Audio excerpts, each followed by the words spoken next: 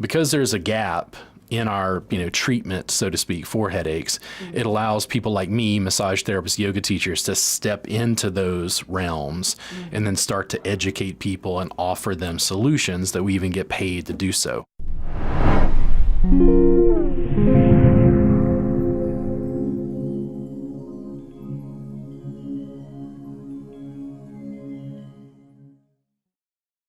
Hello and welcome to the Wellness Plus podcast. I'm your host, Karina Rachel, and I'm joined today by Robert Gardner. He's a massage therapist and yoga instructor. Thank you so much for being here, Robert. Thank you so much for having me again. So in this episode, I'm hoping that you can tell us all about headaches and hopefully offer some things that people can do to reduce headache tension, prevent headaches in the first place. I would imagine this is something that you see pretty commonly as a massage therapist. Yes, very commonly. When people come in with headaches, I have to ask lots of questions to be able to find out what the nature of the headache is, which means normally they break into three main categories. We have tension headaches, which usually massage therapists like myself can help. We have migraines, can be hit or miss, and we have cluster headaches. Those three different categories have very different, seems like, causative factors. Tension headaches I think are the most common, and then the ones that massage therapists can help with the most consistently. To make matters worse, some people are saying they have migraines, but they're actually having tension headaches, or their tension headaches are leading into migraines. So they're almost like preventable in a sense. So it really depends on the person. And then I get to do the fun task of saying, oh, you have headaches. Okay, where do you feel pain when you have the headaches? Then I can see the anguish in their eyes when they go, ooh, I have to focus on the thing I'm normally running away from. And I go, okay, do you feel pain running up around your ear? Do you feel it behind your eye? Where are you having, that sensation? Tension headaches, specifically from muscles in the neck that connect maybe to the base of the skull, the suboccipitals, extremely common. I also see lots of people who will come in and they just, their migraines are horrible. And I say, okay, are you having problems with your vision? No. Are you becoming nauseous? No. Are you, experiencing, other symptoms like sensitivity to light? No. That person just told me they have a migraine. I think they're having tension headaches. And I have to ferret some of that out over time. I had migraines as a teenager that were horrible. And at that time, sometime in the mid 80s, there was no help. I would literally lay down on a couch and cry for hours until I went to throw up. And then the headache would completely go away. The doctors told me at that time they thought there was some sort of hormonal changes I was going through, and fortunately, they went away.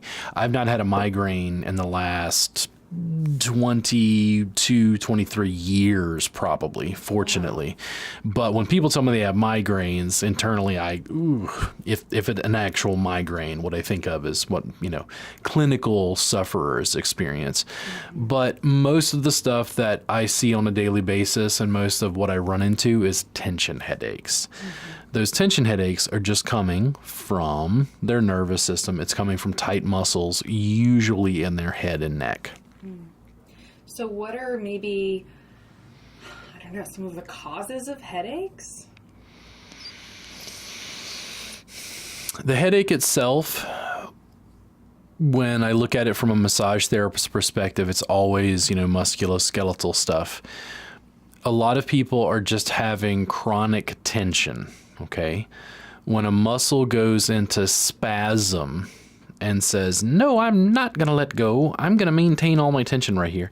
Eventually, it winds up sending a referred pain pattern through their head that they go, I'm having a headache.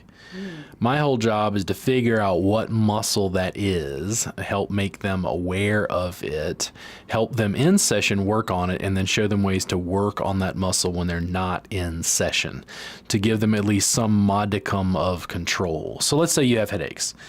Let's say those headaches spike to an 8 out of 10 on a pain scale. If you could still have headaches, but the pain's only at a 4. I take it. Exactly. And that's literally where I start. In many instances, people just don't realize how much head and neck tension they're holding because they've gotten to what their body's having as its own kind of homeostasis and equilibrium, which is being in pain all the time. Yeah. So when it comes to maybe like the most common muscles that are the culprits for headaches, is it possible to point to any like specific muscles that seem to commonly, And let's make it more complex. So let's start with the suboccipitals. The suboccipitals are a group of muscles that attach, I believe, if I had my anatomy correct, they attach at the atlas, which is the first cervical vertebra, the first neck bone that's below your skull, and the base of the skull. They cross that junction. The suboccipitals on most people are inordinately tight. They're jutting their chin forward when they sit at the computer, which is shortening those muscles. And I know a million people listening at home just went, oh, that guy just pointed out what I do all day. Well, and that's the unfortunate thing about, the whole forward head posture thing, which has become increasingly common. And I see more and more people talking about forward head posture. And then, unfortunately, I think you hit the nail on the head in pointing out that this is something that is incredibly common, that most people are doing as we start to like lean forward and then we crane the head forward. And when you see those pictures of forward head posture, I think for most of us, we go, oh my God, that is what I'm doing. Yeah. So it's unfortunate that it's so common, but we're also kind of all in this together. And the idea that we want to work to correct that posture. And of course, we've made a lot of videos over the years talking about improving your posture and trying to reverse that forward head posture. But I just want all of the people out there to know that, we're not alone in this. It's incredibly common. But there's a lot we can do, right, to help the situation. If you followed a line through your head from your suboccipitals to almost your temples, when people have horrible problems with their suboccipitals, it'll refer pain kind of ghostly up, almost like not behind the eye typically, but towards the temples. When people rub their temples and say, I always feel it right here, that's that point where I go back into their suboccipitals and start applying pressure there. They can use a tennis ball to lay down on their suboccipitals to apply a little pressure one side at a time, bilaterally if they want. The suboccipitals are notorious because, again, they're kind of hidden. You wouldn't think, unless your headaches start at the base of your skull and wrap around your head, people just won't think about them because, well, I feel it in my head. I feel it in my temples. Why would I press on the back of, my head, basically? And that's part of that referred pain thing again, where it's like, it gets to a point where I'm questioning what is a headache. I get headaches when I get sinus problems, which is allergy stuff. It's pretty notorious here in Austin. Fortunately, mine clear up when I take a Claritin, but I'm also not holding muscle tension on top of it because I'm working on that other stuff. The suboccipitals are pretty notorious. They're the top of the neck at the base of the skull. One of the other muscles that I see that most people are very surprised at is their temporalis. Temporalis is a huge issue for people who have temporomandibular joint dysfunction and people who have headaches, and there's a high comorbidity between the two. A lot of people who have TMJ dysfunction have headaches or migraines and vice versa. The temporalis is a muscle that wraps around your temple, goes down underneath your cheekbone, and inserts on your jaw. So when I'm doing my, nanu, live long and prosper, when I split my fingers and work on the muscles on your scalp on the side, I'll have people yawn. And the reason I have them yawn is to lengthen temporalis. It's a primary muscle used in mastication or chewing. Lots of people with headaches are having tension, tightness in their temporalis. They would never think to work on that muscle, and they'd have no thought that it was related to their jaw or clenching their teeth in Austin traffic, white knuckling it. Yeah. Lots of people hold chronic tension in that area, and it tends to refer pain up around the head, the sides of the head, the temples. It's just one of those things where if somebody doesn't come over and rub your scalp, do you notice how much tension you're holding there? Right. And I think the jaw is such an interesting thing because we know it's one of our like strongest, muscles, but it's also one of those things that we don't realize when we're clenching it. Like if you were sitting there constantly flexing your bicep, you'd be really aware of it.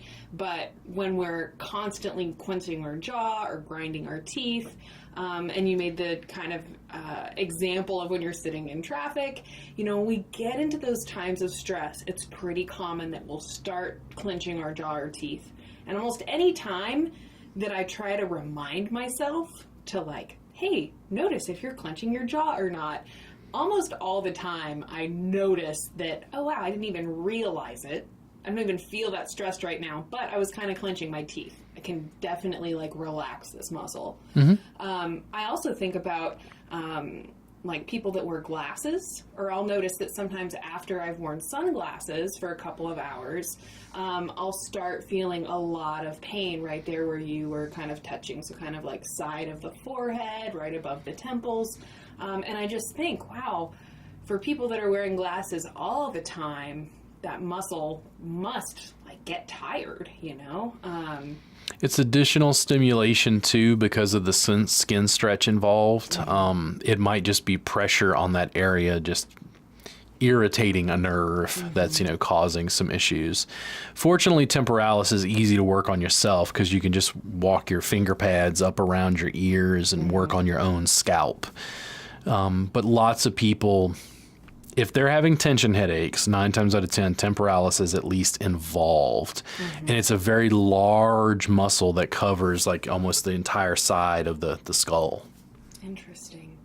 So to kind of recap what we've offered here, you talked about massaging the suboccipitals using like maybe a tennis ball, or sometimes I'll take like not too thick of a book, but a hardcover book, and then lay a towel over it, and I can kind of place that right underneath. The little groove, the little crook there. Yeah, the little, like crook of the book or whatever, like right there on those really tense muscles at the back of the neck. Holding the temples, releasing our jaw, and noticing if we're clenching our jaw or clenching our teeth. Are there other ways, other than simply like massaging the temples or using your hands in that area, other ways that people could help that temporalis muscle to I think the easiest way for me is you could use a tennis ball, but the tennis ball to me is kind of sharp. The temporalis is thin along the side of the skull. One of the ways that I like to access it the most is if I have a foam roll. I will lay down on my side using the foam roll as a pillow. And I'll put the foam roll right at temporalis above the ear, like just behind the temples. And what I'll do is I'll gently kind of lean my head into the foam roll, and using my hand grabbing the end of the foam roll, pull my head forward so that it's tractioning skin in a way. I can also grab the foam roll and sort of press it, kind of roll it up towards the crown of my head. What I'm doing is I'm just grabbing that skin around my temples and pulling it one direction or the other to access that muscle. The advantage to it is I'm doing it mostly hands-free, so I'm not creating any hand tension while I'm doing that.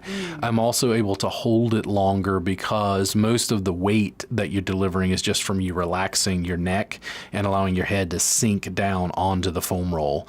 It's also very broad compared to the tennis ball. The tennis ball is pointy. The foam roll is pretty broad across that muscle so that I can grab it and work on it. I think that's the easiest way I found to access it. Interesting. So we talked about suboccipitals and temporalis. What's another common muscle as a culprit for headaches? There's splenius capitis and splenius cervicis. They're two of the muscles that I would just generally refer to as your paraspinals in the posterior cervical spine. They often are causing some issues. when I have people work on those, it's more foam roll, meaning you use a foam roll as a pillow on your neck. You turn your head just a little bit to one side, so you're pressing on one side of the posterior cervical spine into the paraspinals. You're accessing splenius capitis and splenius cervicis, in addition to those other muscles like trapezius and levator scapula. There are a lot of small muscles that overlap through that area, but splenius capitis and cervicis are two that I consistently see people are having problems with. They're sort of hidden within all of those posterior cervical muscles. When we talked about that forward head posture, you mentioned that earlier. That forward head posture is coming from muscles in the neck and the front that are tight, but it's a little bit more dangerous to press in the front of the neck. What I have people do is put the foam roll in the back of their neck, and then they tuck their chin, press the back of their head back. Because what they're doing is they're using that to retrain muscles in the front to let go, and they're actually applying pressure in the posterior cervical spine where it's safe. I wouldn't want you to lay on your throat on a foam roll. Ouch. Right. Yeah, you'd choke yourself. It doesn't feel good. But in the posterior, it's very safe, and you can gently turn the head to the side to be able to just access one side of the spine at a time. You're also accessing, as I mentioned, levator scapula, trapezius. When I throw out information, if you ever get confused about particular muscle anatomy, you can just look up as a reference, neck muscles, and get a chart to be able to figure out what muscles I'm mentioning specifically. But there is a lot of overlap. Generally, what I'm dealing with is the posterior cervical spine, which means the back of your neck, the back and the side.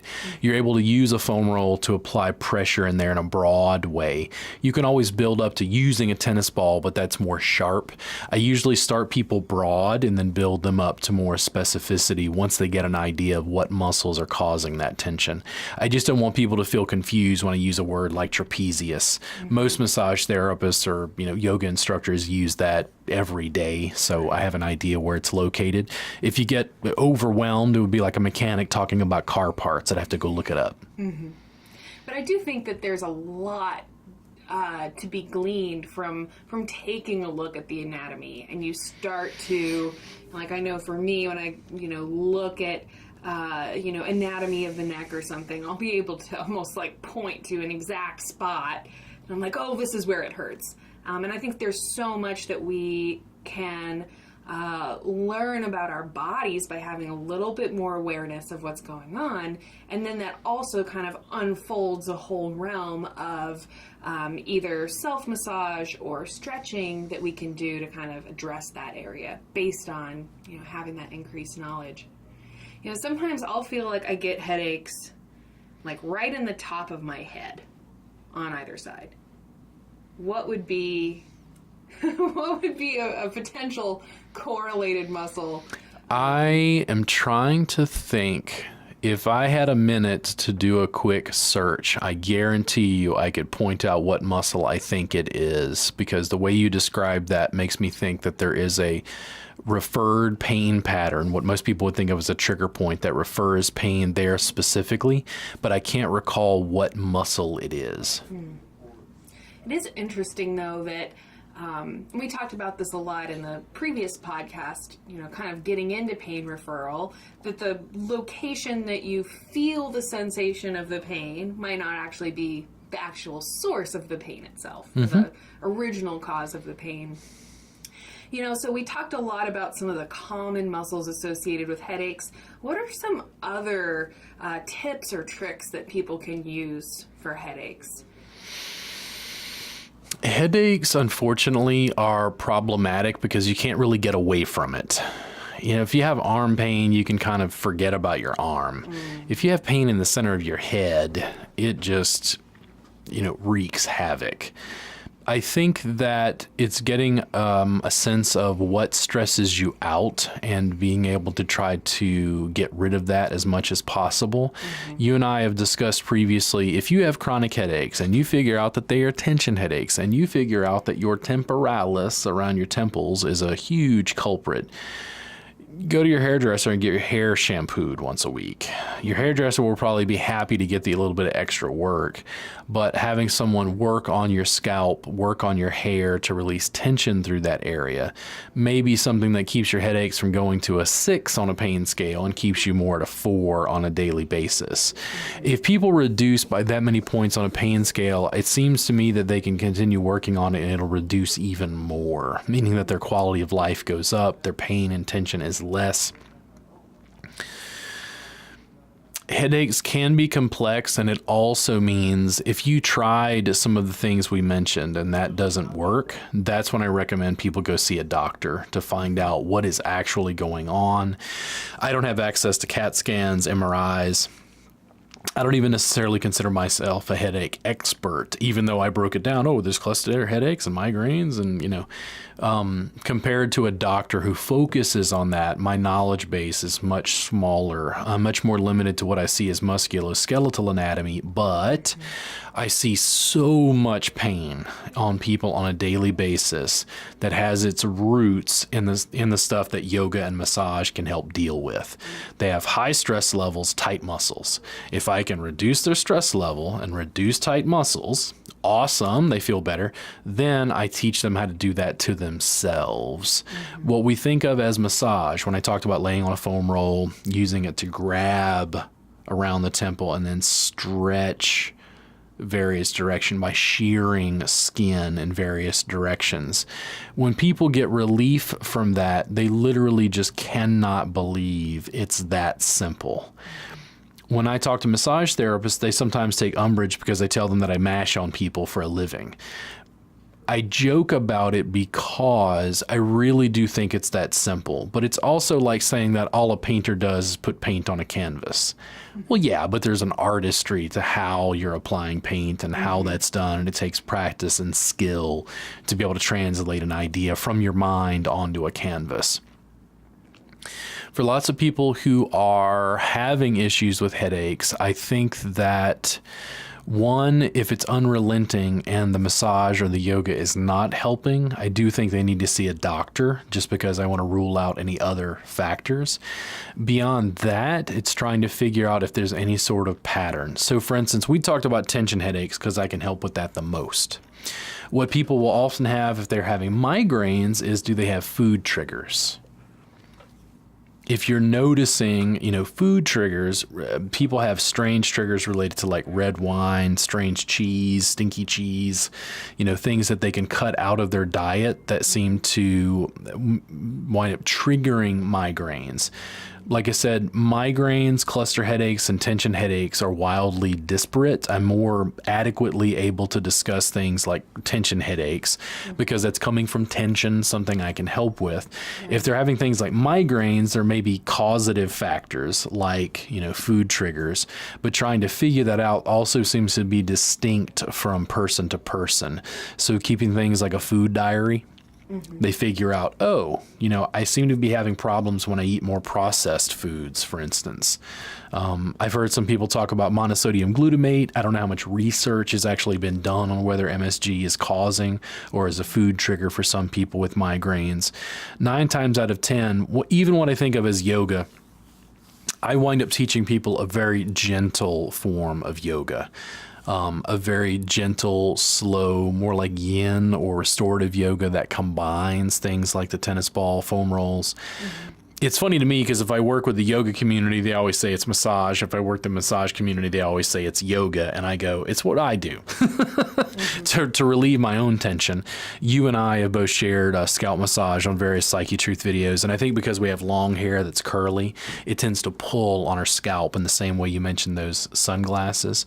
There are so many small causative factors like that. So look at it this way. Let's say you have long hair. The hair is always tied up very tight in a bun. it's always turning and pulling on your scalp in one specific way. I can take someone and literally take their bun and go, okay, take your hair down, twist it the opposite direction. And they go, ooh, because it's having an effect on nerves because of the skin pull that's going on. And it's also going to have some, effect on muscular tension. If you are a high schooler who has a backpack and you're always wearing a backpack and it's pulling on your shoulders in a certain way. For instance, I'll go so far as to say when I worked in a kitchen, if they made us wear an apron, I do not like the feeling of that strap down over my shoulders. It almost gives me a headache just thinking about it because of that pressure, that stimulation right there. The other portion would be when we talked about forward head posture, something I can think of commonly people can do. It's not just massage, it's also like strengthening exercises, which means if you're driving and you can comfortably do this and still keep aware of the road, if you tuck your chin and press the back of your head back into the face rest or headrest, again and again, you're essentially doing a retraction. You're doing the opposite movement of jutting your chin forward and strengthening those tight muscles. What you're doing is pressing the back of the head into the headrest and tucking your chin repeatedly. You're able to strengthen the muscles that are weak, and you're able to hopefully lengthen and let the muscles in the front let go. It also gives you something weird to do in traffic if you're stuck in Austin. Well, I think that, we've talked a lot about how the repetitive motions and postures are a big culprit because they are the things that we do without necessarily realizing it. And simply by being in these recurring postures and doing these motions all the time, our body really starts to really shift and almost adapt to that way of sitting or to that posture. So in that way we perpetuate the effects. And so you can think about something like forward head posture. You also have, different postural things that can happen in the lower body that just become more and more pronounced over time and can actually lead to pretty significant issues. I think it's interesting that you mentioned having your hair pulled up in a certain way, the same way every day, for instance. 9 times out of 10, if I'm having a headache, the first thing I'll think is my hair pulled up tight? And if I just take my hair down out of the ponytail or whatever, almost immediately I have so much relief. And I'm like, oh, my hair was just pulled up too tight. I think it's so interesting how we sometimes are looking for really complex solutions, but sometimes the most effective and pronounced benefits actually come from simpler things. One of the things that actually hasn't come up yet is just drinking water. There's so many things in our diets that dehydrate the body. We can talk about coffee, alcohol, sugar, etc., and then compile on the fact that people, I think, just aren't drinking enough regular, plain, pure water in the first place. So many of us are just walking around kind of constantly dehydrated, and that we know can be a really big cause of headaches. So one of my other kind of go-to things when I start feeling a headache, drink a big glass of water. I'm also a big fan of drinking coconut water when I have a headache because you get all of those extra electrolytes, the electrolytes that kind of help your body to use the water the way that it needs to. So little things like taking your hair down, changing your, if you have your hair in the same style every day. I've also seen this with people that wear baseball caps or certain hats all the time. And I would be like, oh, well, maybe your hat is too tight. Maybe go a couple days without wearing the hat, and then suddenly they would notice their headaches got better. So just starting to bring our attention into these, what kind of seem like really little things, but can actually unleash a lot of relief for us if we just actually do them. You actually drink more water, you actually, notice your postures, work to improve your posture, or just, whether it's sitting up straighter or looking at the way you're walking or recurring movements. I used to always kind of walk with my weight all on one side. because I was trying to create the illusion that I wasn't so tall. And then at some point I decided, hey, you know what, Karina, you should just embrace that you're 6 feet tall, stand up straight, and just simply having that better alignment relieved a lot of different, kind of like nagging backache and stuff that I was having. So I think just, a lot of instances where we know what we should be doing, we just don't do it. And I think there's so much pain and stress that could be alleviated if we just start, making an effort to do those things. And making time to take care of ourselves and work on our bodies.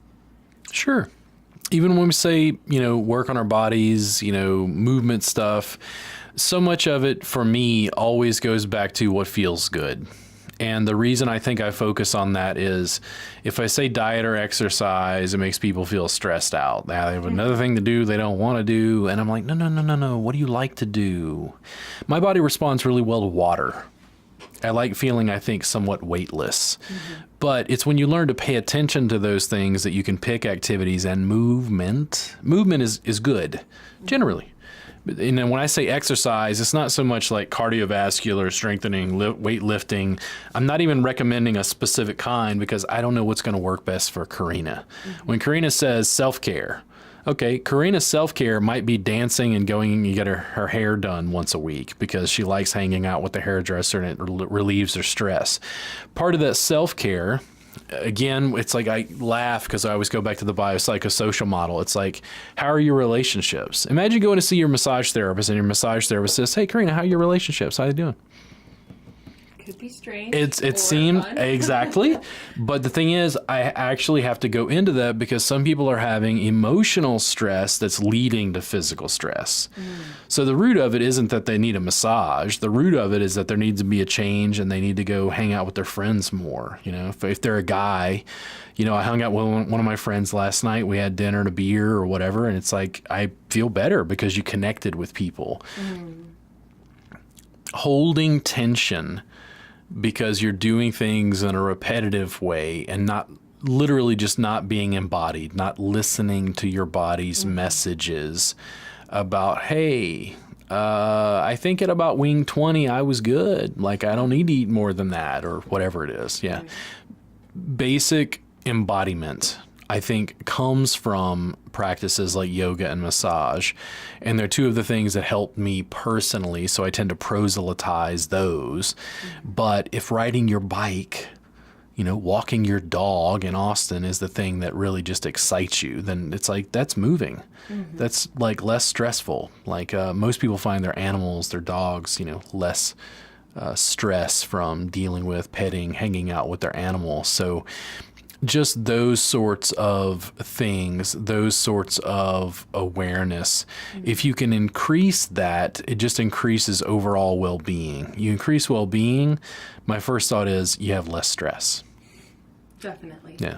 And the more that we've, kind of discussed the pain science, the pain referral, kind of these different puzzle pieces, so to speak, there's this really kind of common thread that, the nervous system feeling that state of fight or flight, that stressed out nervous system, it's going to cause your muscles to tighten and cause pain. It's going to cause you to feel more stressed out and almost snowball effect where between the stress response and whatever physical issues or recurring movements or lack of movement, sedentary lifestyle, all of those things start kind of snowballing together and create, a body that's just not able to function the way it's supposed to. And that manifests as pain or stress or irritability or headaches or whatever, because pain is just a message from our body. Sometimes I wish my body would just send me an email instead of a headache. We didn't, biologically, we did not evolve email. That came much, much later. It is something people should look at. It's like, for me, a pain scale doesn't have a clinical measure. We can measure blood pressure. We can measure heart rate. We have a way of actually measuring that. Pain is very subjective. But if you're registering 8 out of 10 on a pain scale, you need intervention of some sort. Medical intervention, massage intervention, yoga intervention. It depends on where that's coming from. One, I want people to, see their doctor and rule out medical stuff.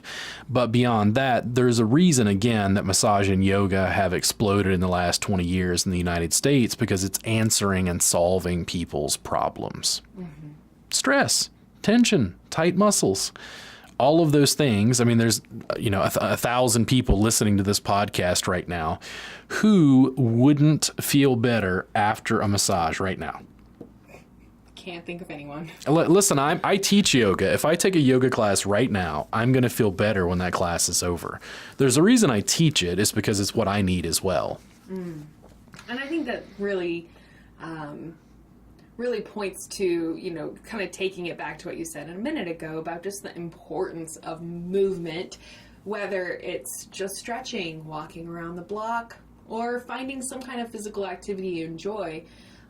It was, I believe, Eric Dalton that had a DVD called Motion is Lotion, part of his myoskeletal alignment thing, but that has really stuck with me over the years, because I think it's true certainly for our physical activity. I know that after yoga class, after stretching, whatever, I mean, you feel physically better.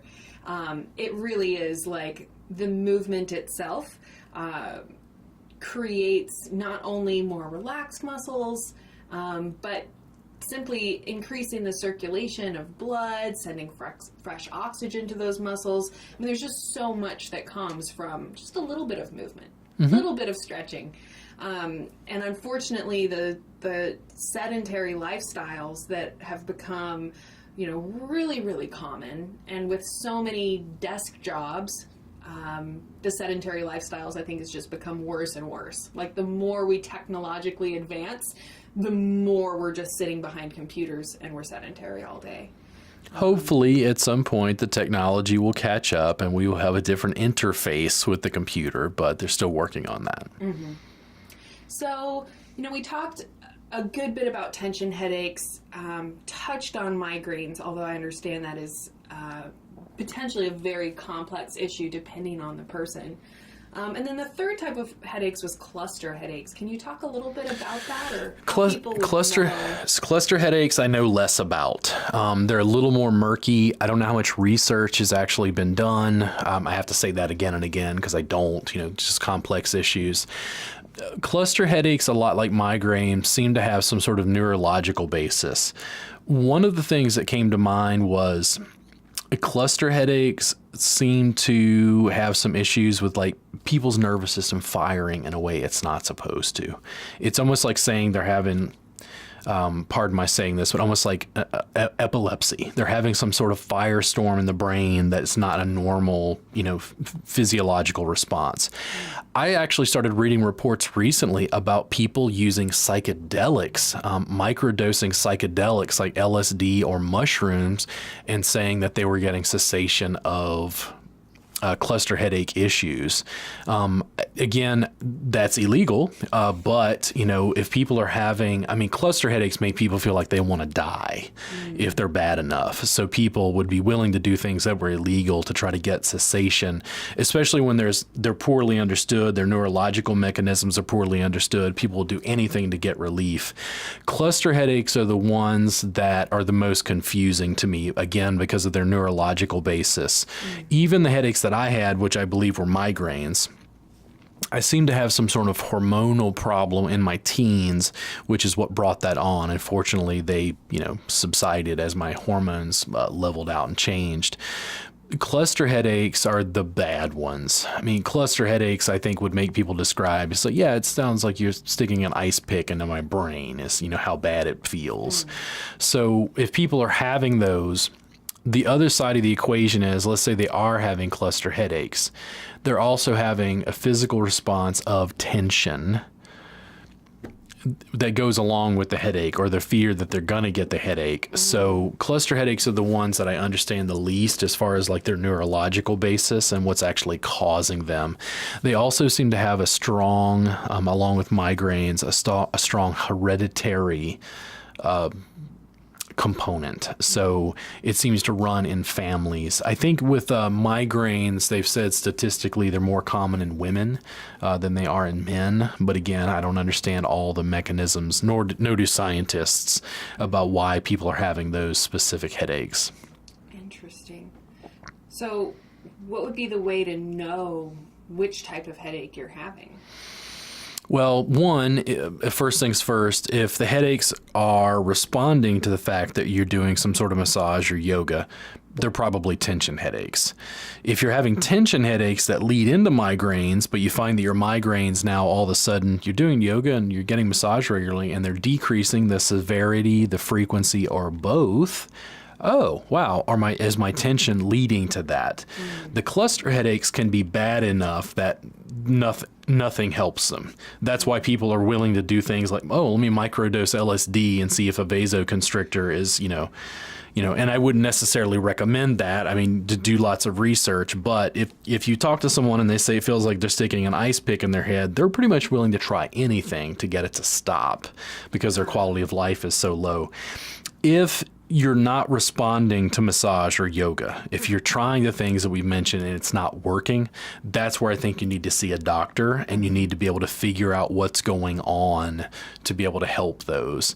If you're having, something that's actually a neurological issue, and I never want to pathologize or make people feel like they have an illness, but the thing is, if somebody has chronic ongoing headaches that you think have a neurological basis, somebody can have a brain tumor. Mm-hmm. Yeah, I mean, you can have things, real medical problems that are out of the scope of massage and yoga that you need to get checked out, especially if it's going on in an ongoing way. Long term, I'm just trying to help people with suffering within the scope and practice of what I can actually deal with, which is soft tissue manipulation. But if people are having things like cluster headaches, that's where they need to see a doctor, and they need to find a doctor who specializes in that to be able to give them, help that is more specific to that condition, because I just don't know what other treatments are available because that's not my area of expertise. Right. And I think that by and large, probably most people are experiencing those tension headaches. Yeah. And certainly in terms of something that your average person who just occasionally has a headache then they're probably experiencing tension headaches. Yeah. What if, I've heard a couple of different numbers thrown out over the years of what would be considered normal, healthy amount of headaches? 1 to 2 headaches a year versus is it considered? I don't know. My first thought is when I think about people having certain problems. Here in Austin, it's funny because when a cedar fever season is here, I can literally go to a pharmacy and all of their sinus medication is wiped out. Mm-hmm. They've literally almost cleared the shelves because so many people are having, sinus problems. Mm-hmm. When I think about how big the headache aisle is, when it's like naproxen and ibuprofen and Tylenol and these medication after medication after medication, somebody's having problems. Yeah. Now, the root of those problems, I can't really say. I know that people, just because, and I'm biased, I'm like a police officer, right? Police officers are generally suspecting somebody's doing something wrong, because they live in that world all the time. Mm-hmm. I live in a world dealing with massage and yoga where people have tension all the time. And I'm like, oh, well, everybody's problem is tension, right? That's what I tend to see. But I don't really know that I have a number to say what's normal. It's I don't remember the last time I had a headache that was not involved with sinuses, meaning allergy related stuff. Mm-hmm. But I live in Austin. It's very common here. I don't remember the last time I had a tension headache, but I'm always working on myself. I'm always doing yoga. I'm always stretching, breathing, getting massage. Mm-hmm.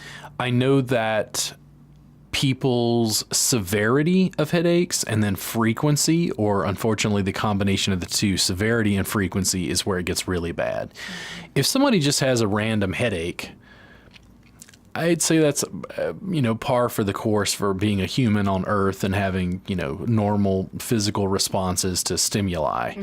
If people are having them all the time, that's where I think there's more intervention that needs to be involved, which is possibly seeing a doctor to find out, hey, what's going on? Let's rule out, are we having cluster headaches? Like, are we having an actual issue that's not just muscle tension? Once we've determined that, then we can continue to work on it. As far as like, I don't know, it's like everybody's normal is a little bit different. Right. Yeah. And that's what I'm kind of trying to glean, because I, heard one physical therapist say like, oh, if you have more than 1 or 2 headaches a year, that's too many. And I thought, wow, man, 1 or 2 a year? Like, I think most people probably have more than 1 or 2 a year. So then I was just, I've just been thinking about it a lot, so and I understand the word normal is a really kind of subjective, funny term anyways, but, for the people listening, if they're getting, a headache once a month, is that like reasonably maybe okay?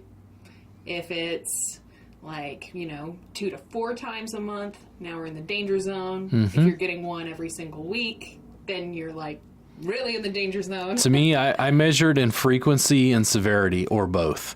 Yeah. Once, let's say you have a headache once a year and it feels like somebody's sticking an ice pick in your head. You might want to see a doctor, even though it's once a year.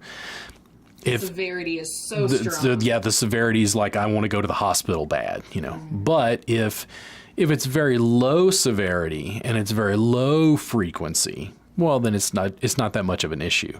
When people tell me they have, they're pretty sure they have migraines, they're taking migraines medications, they're actually seeing a doctor, but they're having those migraines 3 times a week and they're spiking to an 8. Their quality of life is diminished. They're having a headache every other day. Yeah.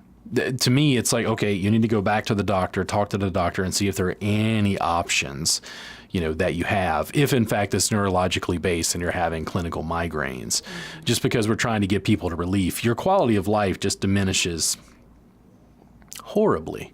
Yeah. You have to shop, take care of kids, have a job with the ice pick in your head. That is a really bad situation. And that's why when we talked about like cluster headaches, and I noticed that people were talking about microdosing, which completely blew my mind. I just didn't.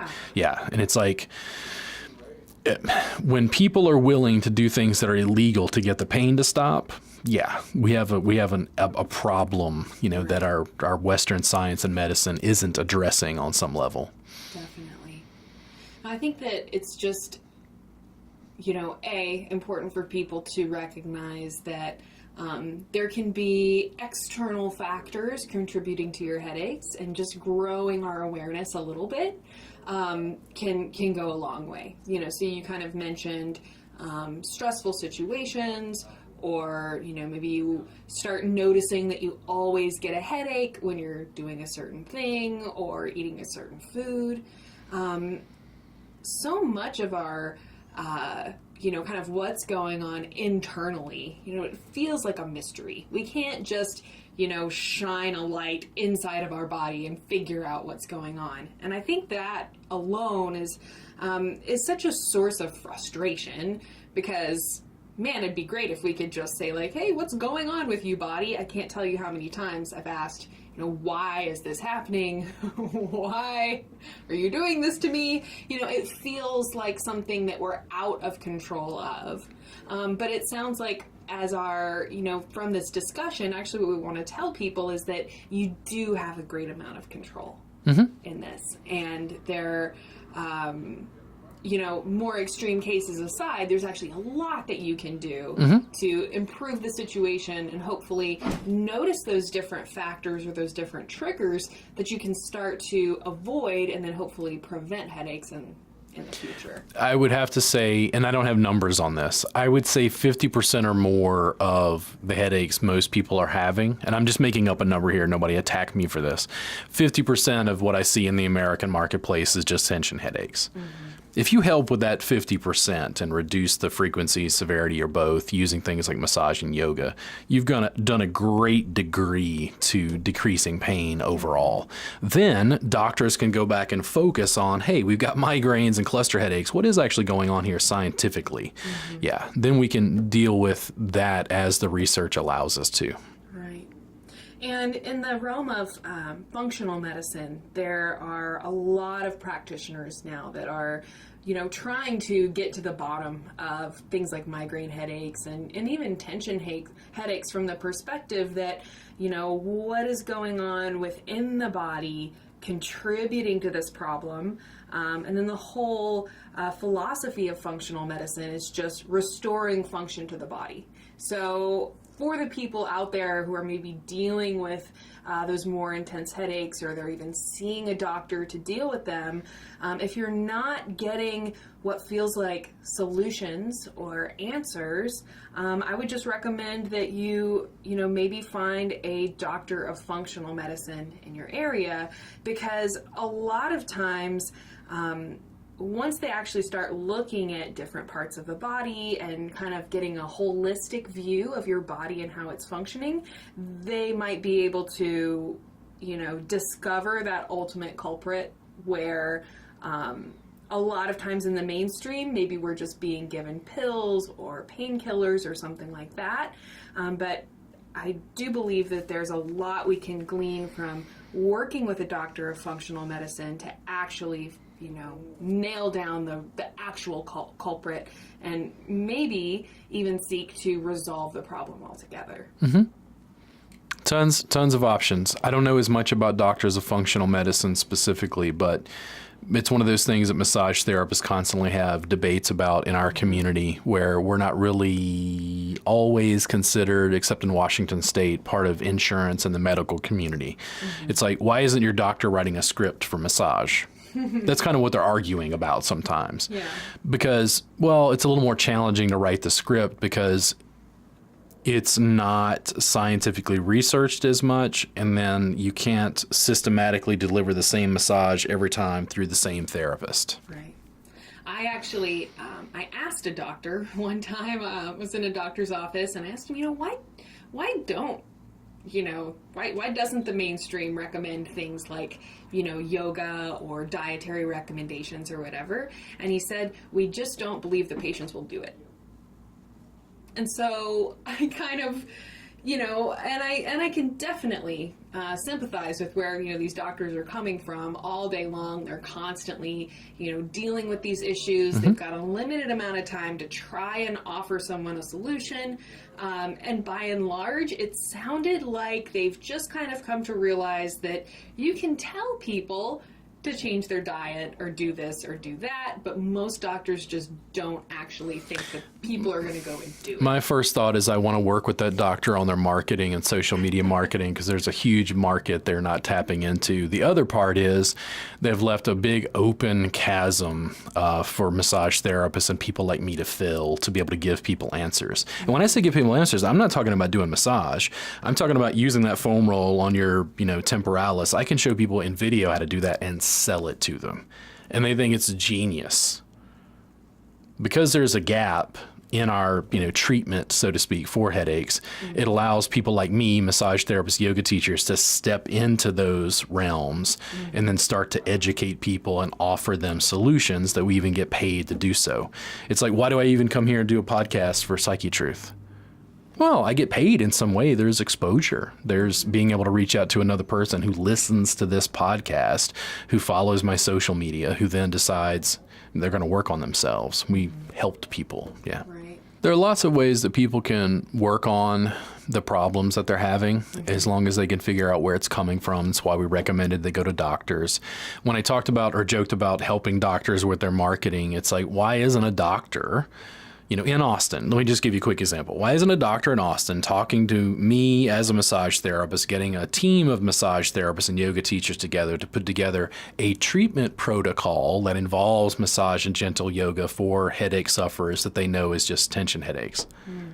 There's money to be made. Well, there's money to be made helping people. Mm-hmm. And there actually are a lot of practices, definitely here in Austin, where you'll find doctors and yoga teachers and massage therapists, working in the same building, just in that exact thing.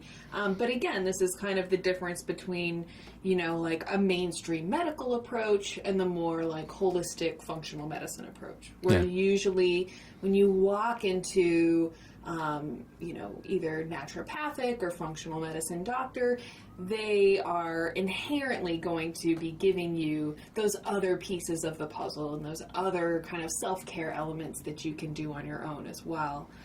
Because I think that it's so important to not only teach people those things, but empower them to work on themselves, and just to know that we don't have to accept the state we're in and just pop pain pills to get through it. Hey, there's actually so much that you can do to improve the situation and just help your body function better in the first place. So I hope that people will, refer to some of the videos you've made on, we've got videos on YouTube, on wellnessplus.tv, teaching people self-care, self-massage techniques they can do for themselves, and just, see all of the amazing benefits there are right at our own fingertips.